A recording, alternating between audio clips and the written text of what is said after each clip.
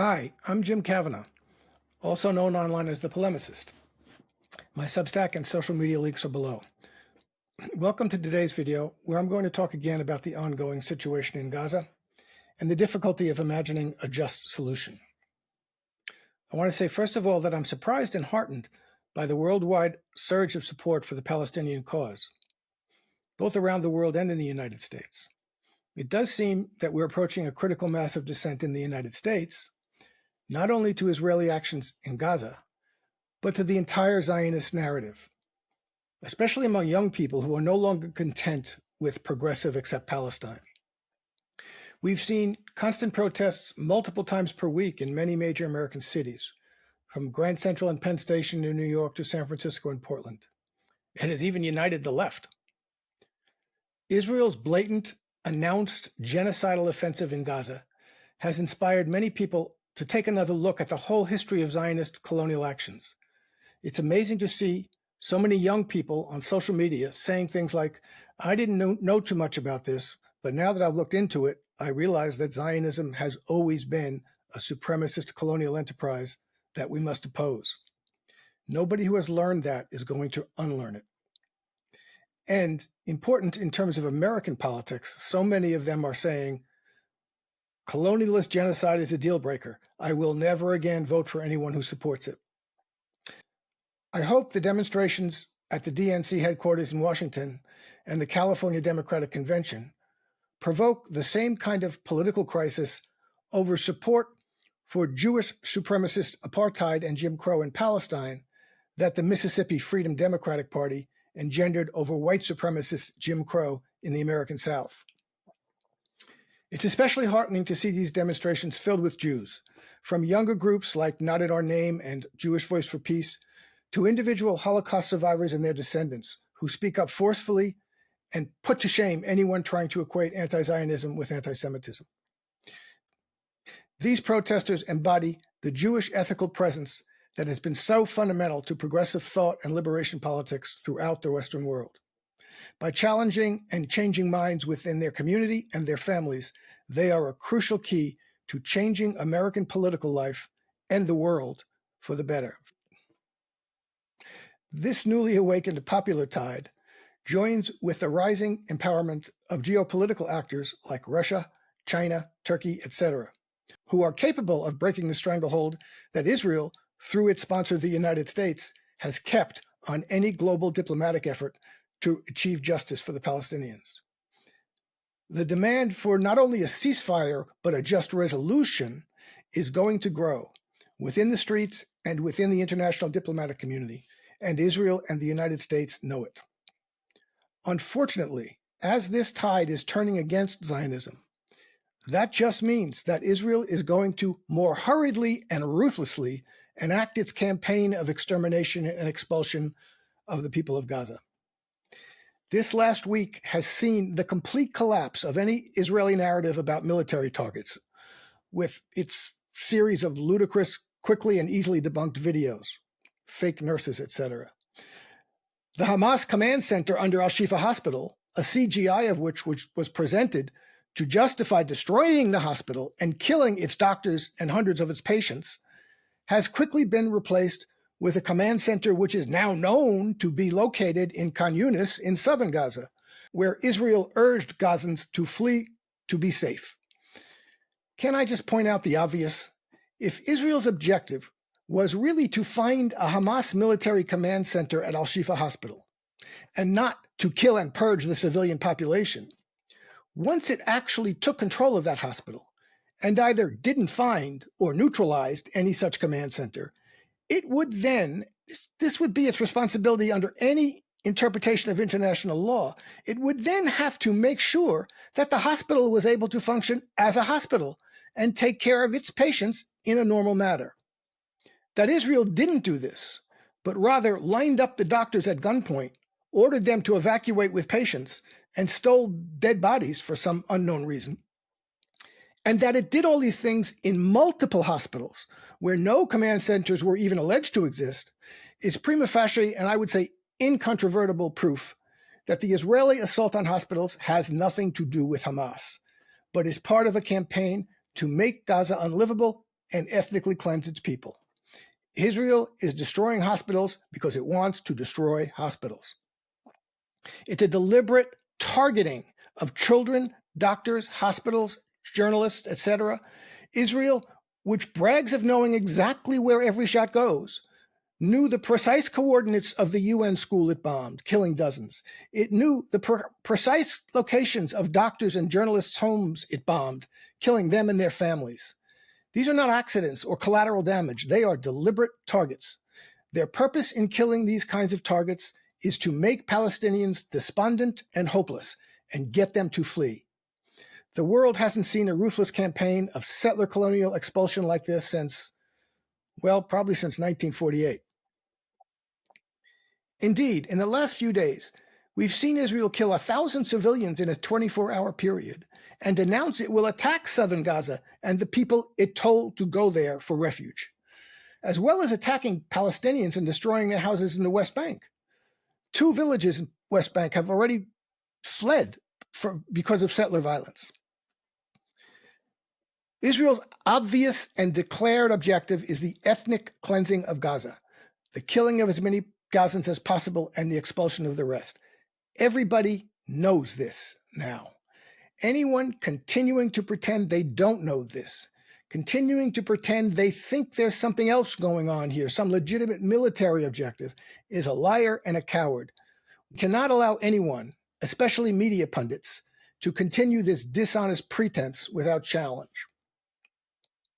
So, in the face of the tide of American and international popular and diplomatic rejection, Israel is intensifying its ethnic cleansing campaign and effectively telling the world it doesn't give a damn what anyone thinks about it. The Israelis will make sure it gets worse every day.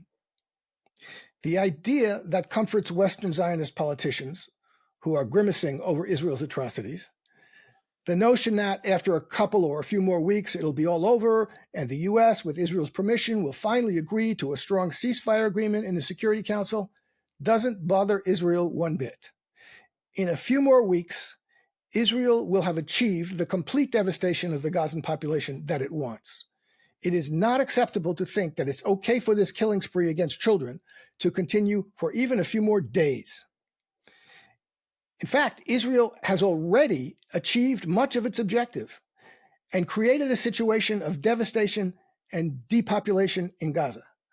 The material infrastructure of normal life for Gazans has already been largely destroyed. They are already living in tent cities on Egypt's border. Israel is pushing more Gazans into those tents with every day of bombardment. And Israeli authorities are convinced that the world's Zionist-sponsoring countries, including the Zionist-friendly Arab countries, will be forced, for humanitarian reasons, to take in some tens of thousands of Gazans each. This is a new, stubborn reality that will become more entrenched every day and will have to be reversed in a way that Israel and the United States will resist. That is going to be extremely difficult. Let's try to imagine there's some international agreement that allows Gazans to return and have a normal life. Who's going to pay to rebuild the 45 to 50% of Gazan homes, as well as all those hospitals and other institutions destroyed? The United States, whose bombs destroyed them, certainly should. Britain and the European Union, which fully supported Israel destroying all those homes, certainly should, as they have previously paid to rebuild what Israel destroyed in Gaza, only to allow and support Israel destroying it over and over again. Maybe those countries can keep their populations suffering from their own privations, unaware of this wasteful, unending game of destruction, rebuilding destruction they play on Israel's behalf. But this is happening on a much larger scale, and too many people have seen too much of it and are tired of it. So we now have Joe Biden's handlers, whoever they are, writing this in the Washington Post. I'll put this up on the screen. We'll talk about it. Let's parse this a bit. Does anyone believe the United States will really allow Gaza to be reorganized in any way that eludes Israel's colonial control? Look at the contradiction in Biden's statement between the vague promise that Palestinians, quote, must be at the center of post-crisis governance in Gaza, and the strict, quote, imperative that no terrorist threats ever again emanate from Gaza or the West Bank. Of course, please note, he would never write, it's imperative that a bombing campaign against Palestinian children must never again emanate from Israel. But that contradiction, in fact, means that Palestinians cannot choose their own leaders. After all, they might choose Hamas again, as they did in a free and fair election in 2006. Despite the West's silly cartoon villainization of Hamas, it cannot be dismissed as some terrorist gang. Even Ronald Reagan knew that one man's terrorist is another man's freedom fighter. Hamas is an anti-colonial resistance movement with political and armed wings, like the ANC in South Africa or the IRA Sinn Féin in Ireland.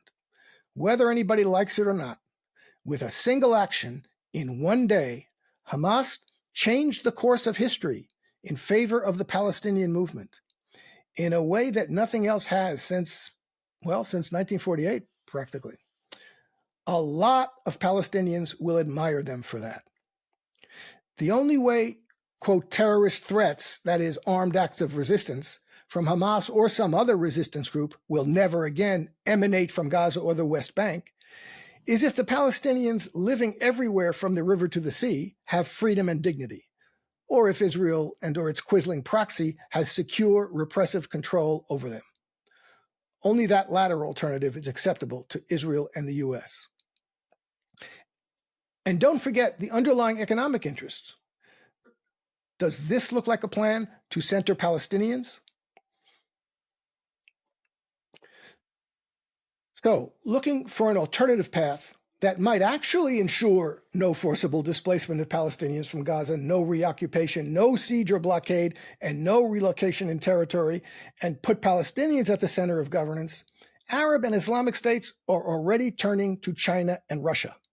Foreign ministers of Saudi Arabia, Jordan, Egypt, the Palestinian Authority, and Indonesia, as well as the head of the Organization of Islamic Cooperation, have gone to Hong Kong to meet Chinese Foreign Minister Wang Yi, and Saudi, Jordanian, Egyptian, Indonesian, Palestinian foreign ministers, as well as the OIC Secretary General, are now in Moscow meeting with Lavrov. So will the US be sidelined and China and or Russia step in to rebuild, to, as Biden said, establish a reconstruction mechanism to sustainably meet Gaza's long-term needs? They will only do that on the basis of an internationally recognized political settlement that they are sure will not allow Israel to destroy it all again. They'll be sure because they will, in fact, take the responsibility to enforce it. Such an agreement is exactly what the international and American tide of revulsion against Israel's colonialist aggression portends and implicitly demands.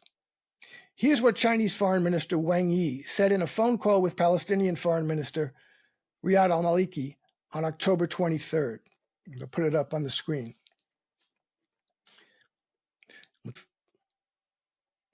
This is very attractive to the Arab and Muslim countries and the global majority.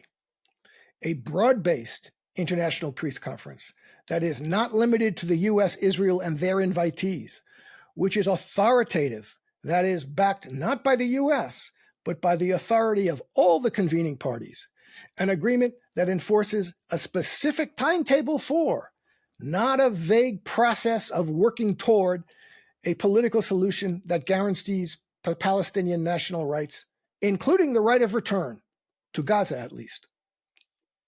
What makes this situation different from previous situations in the Israeli-Palestinian conflict is the newfound power that China and Russia have on the world stage. What makes this situation different and more attractive to the global majority is that Xi and Putin and Wang Yi and Lavrov mean what they say and have the power to make it happen if they choose to use it. You can be sure that if China and Russia get seriously involved in rebuilding Gaza economically, socially, and politically, they are not going to let Israel or anyone else mow the lawn and demolish it at will every few years. This, an internationally guaranteed, well-defined, and time-limited agreement, not controlled by the United States acting on Israel's behalf, is what everybody knows is necessary for a just and livable solution for the Palestinians. As Aaron Miller once said, the U.S. has always been Israel's lawyer in negotiations, never an honest broker. These countries can be honest brokers. The momentum for such a conference and agreement is what the U.S. is terrified of, because it will mark the end of America's role as the world's primary diplomatic power. And it will force the U.S. either to agree to what it has always claimed to want, or to reveal again and with finality that it will only agree to what Israel wants. Israel does not want to see this happen either, because it will reveal with finality, in a way that even Western politicians and media can't hide, its rejection of the internationally favored two-state solution that it pretended to be willing to accept. That is, when talking to Western politicians and media who needed to hear and pretend to believe that Israel was willing to accept it. Israel's rejection of any such fair mediation will reveal with finality its determination to rule over a one-state settler colonial enterprise of Jewish supremacism from the river to the sea, which is how the Israeli human rights group B'Tselem already identifies Israel. But Israel is not terrified of this, because Israel does not care and will just ignore any such agreement that comes from any such conference. Israel assumes correctly that the United States would support it in every way, including militarily, in refusing any such agreement, no matter what the reputational and diplomatic cost of the United States. Israel is sitting back right now, and will be every day forward, saying who and by what means is going to force us to remove all our armed forces from Gaza? Who is going to rebuild all the homes and hospitals that we destroyed if we don't want them to? Who and by what means is going to stop us from bombing some of those homes and hospitals again if we want to? Who is going to force us to accept all Gazans returning to those homes? Who is going to prevent us from shooting Gazans at the border? Who is going to remove our oversight and control of what goods can enter Gaza, where Gazans can travel, where their fishing boats can go, etc.? Who and by what means is going to force us to accept that Gazans choose their own political leaders? Because all of these things will have to be forced on Israel. We have to understand that Israel has crossed a line for itself. The Israelis have gone way beyond any previous effort of Palestinian depopulation, even arguably 1948 itself. And they are not going to let their achievement be reversed. Unlike previous governments, the current Israeli government is not going to go back to the Green Line and re-enter some US-managed interminable peace process, which, whatever American diplomats think, Israel knows, and the Palestinians and every other state in the world know, is no longer possible. At this point, Israel is no longer interested in that game. It is done with the Palestinians and is using this opportunity to get rid of them once and for all. And it does not care, does not give one whit whether anyone in the world likes it. Israel has no intention of allowing Gazans to return and rebuild their homes and live normal lives free of Israel's control and lawn maintenance. Israel will resist any international agreement on Gaza, Palestine, that doesn't maintain its effective control of Gaza by military force if necessary, and assumes that the US will back them up in doing so. Who and by what means and in what time frame is going to exercise the force necessary to overcome that? The US could, but for that to happen would require an unprecedented political victory of the pro-Palestinian movement that has been developing in the United States. I'm astonished to say that the chance of that happening in a relevant time frame is no longer zero. And I hope that the pro-Palestinian movement grows to sufficient size and strength quickly enough. But it's still a very small chance. I hope, but do not expect. Absent the United States using its power to force Israel to stop and reverse the ethnic cleansing it has already achieved, we and the Palestinians are left to see whether, It's no sure thing. China and Russia, along with the Arab and Muslim states, will choose to use their power against Israel and the United States. Because force it will take. The rescue of Gaza and the fate of the Palestinian struggle for the next decade depend on it. Yeah. Okay. That's all for this video. Thanks for watching.